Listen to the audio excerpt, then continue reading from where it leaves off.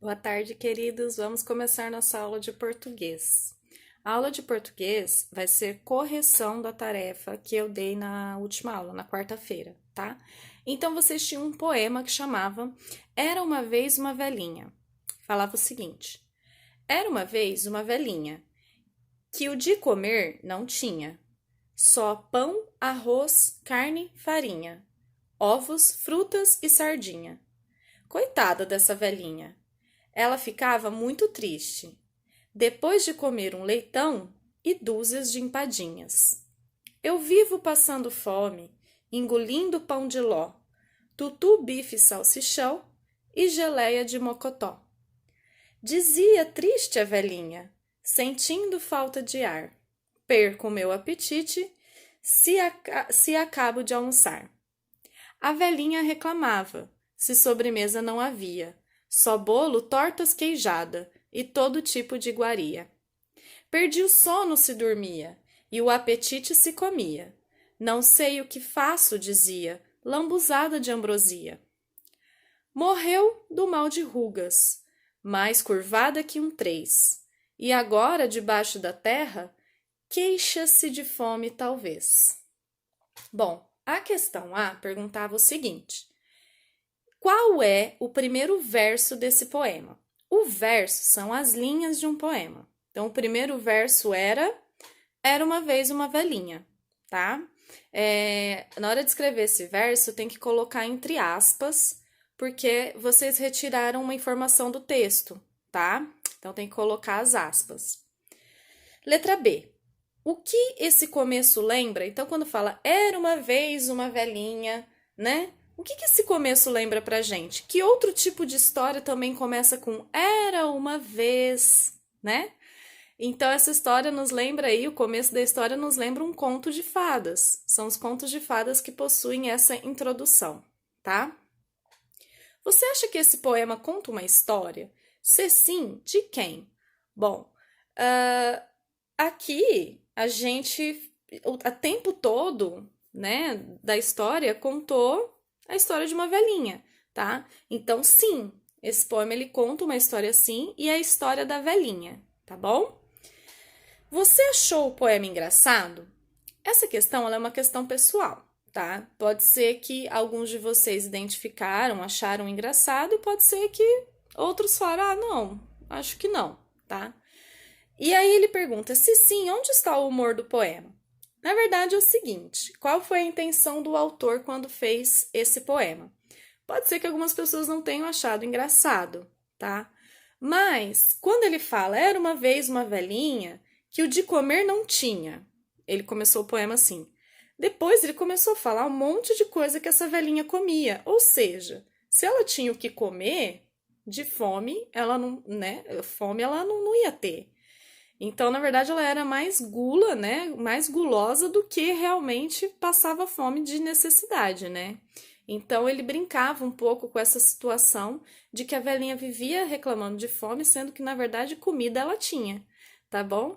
Então, quem respondeu sim, pode ter colocado o humor dentro dessa. A justificativa do humor dentro dessa situação, que falava que a velhinha não tinha o que comer e, no fim das contas, ela tinha um banquete, né? Comia bastante.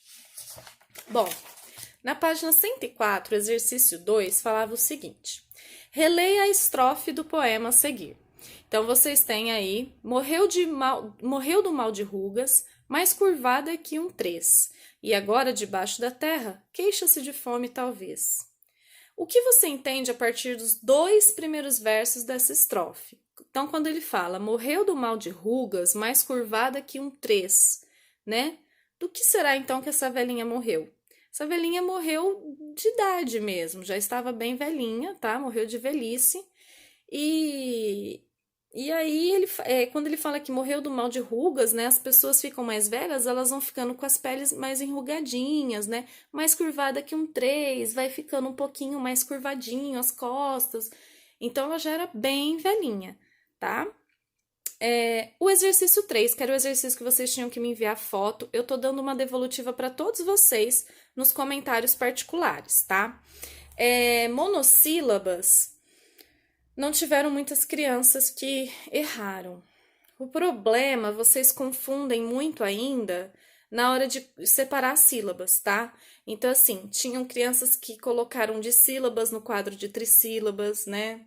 Trissílabas lá no quadro das polissílabas, então tem que tomar muito cuidado com isso, tá, turma? Na hora da separação de sílabas, porque isso pode prejudicar vocês num momento de exercício, tá?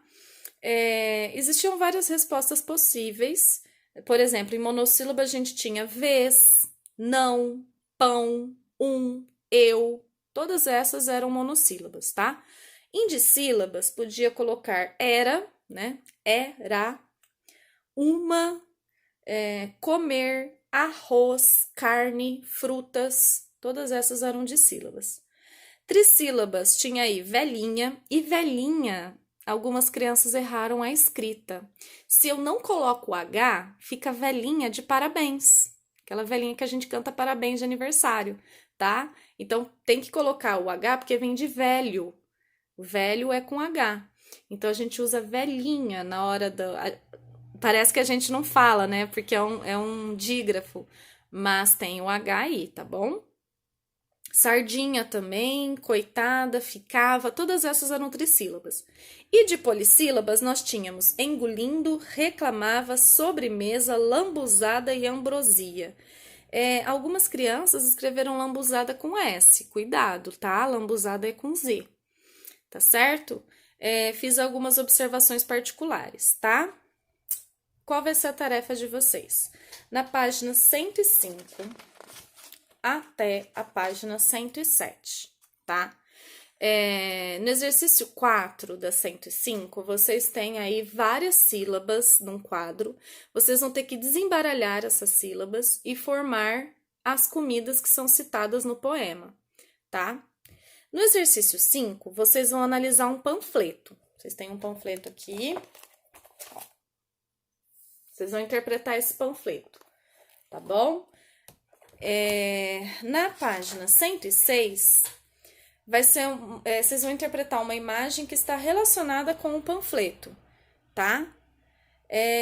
Exercício 7, vocês vão pintar a sílaba tônica de uma palavra, ou seja, aquela sílaba que é mais forte. Então, uma dica que eu dou, quando vocês estiverem fazendo esse exercício, pensa que vocês estão chamando um vizinho no portão. Sabe? Quando a gente chama o Maria, né? O Maria fica mais forte. Então, aquela sílaba que for mais forte, vocês vão pintar aí na palavra, tá? Então, por exemplo, tem bruxa, perigo, irmãos, floresta, mágica, doce, crianças, comida e história. Vocês vão pintar a sílaba mais forte de cada palavra. Na página 107, vai ter uma explicação sobre sílabas tônicas e sílabas átonas. As sílabas átonas são aquelas que não são fortes quando a gente fala numa palavra. E a sílaba tônica é aquela que é a sílaba mais forte. Eu vou entrar com mais detalhes nisso na nossa próxima aula, que será segunda-feira, tá? Então, vocês vão ler as regras da língua, da página 107, e fazer o exercício 8. E é esse exercício 8 que eu quero uma foto, tá? Vocês vão mandar uma foto desse exercício 8 aqui na plataforma do Google Sala de Aula e para eu poder fazer a correção, tá? Beijos, bom final de semana e aproveitem para curtir a família, tá bom?